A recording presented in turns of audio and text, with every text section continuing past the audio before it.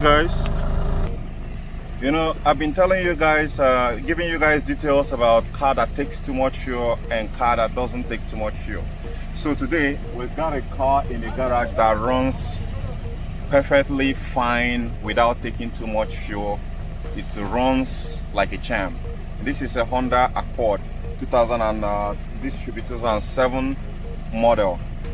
And now, so with this my method which I'm talking about, you can check dozens of cars without putting in a scanner there and know if the car is taking too much fuel or not, without scantool, without even have to start the car, except if the owner have known this trick and he goes away to go and clean things up.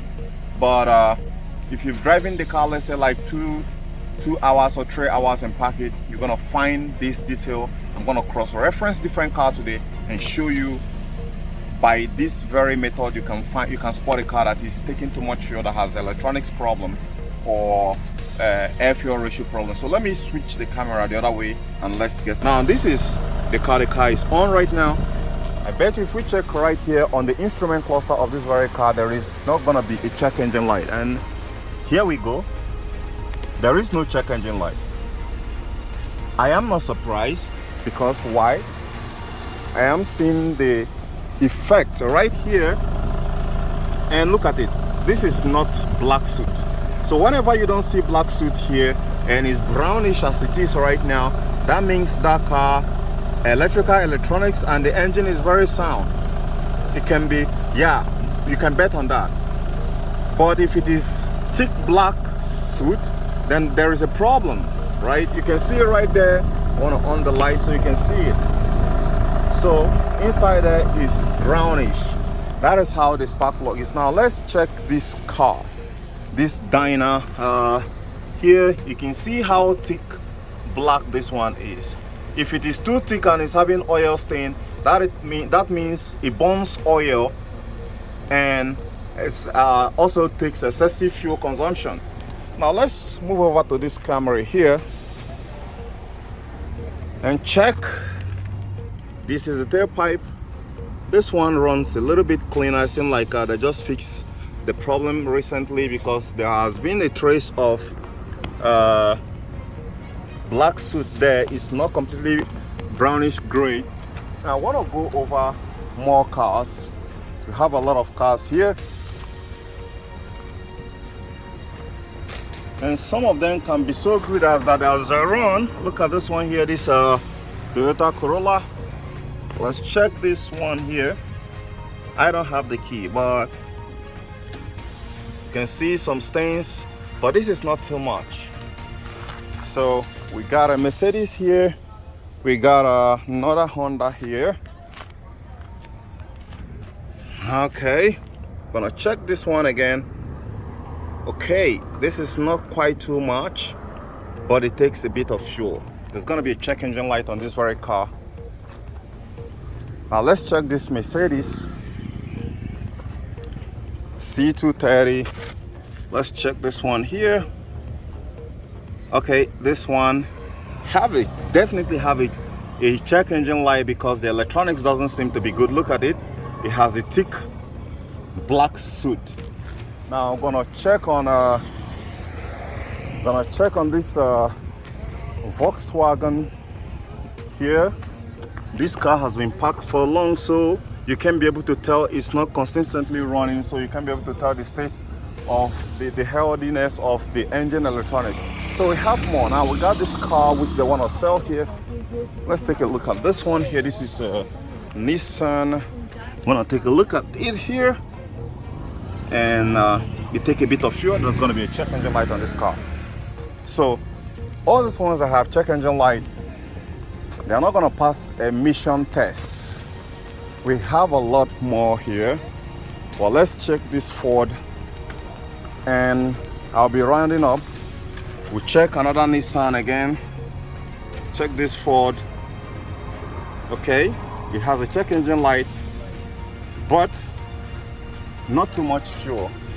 One of the air fuel ratio component is bad, or clog filters. Now let's check this one here. This is Nissan Rogue Now check this one. This one is even washing and cleaning the exhaust.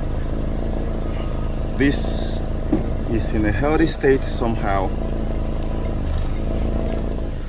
It will not have a check engine light by my calculation. Let's take a look at it. And no check engine light. Only have service engine soon. So now you guys can be able to bet on this today. There is another one here. This is Toyota Matrix. Oh, this is crazy. Damn, this one have a lot of problem, man.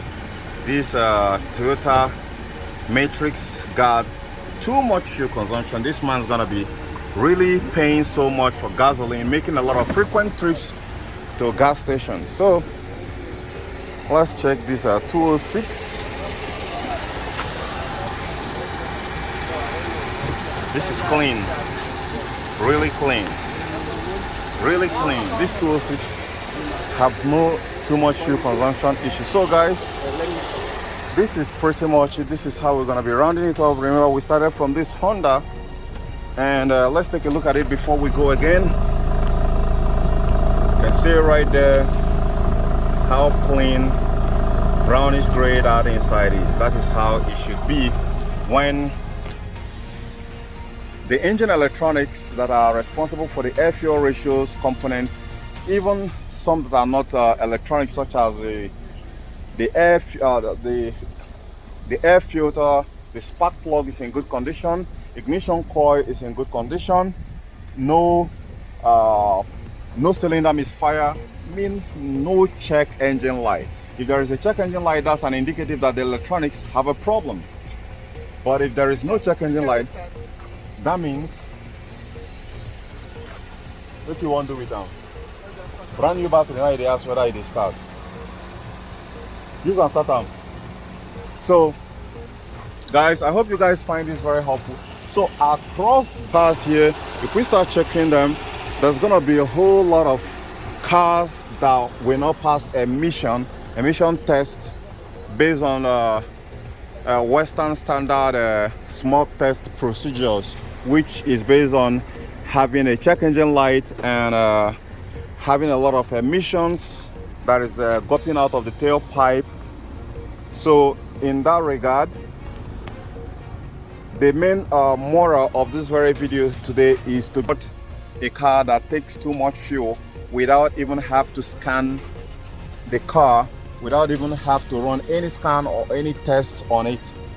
That is the critical take home. That's the real take home for this test.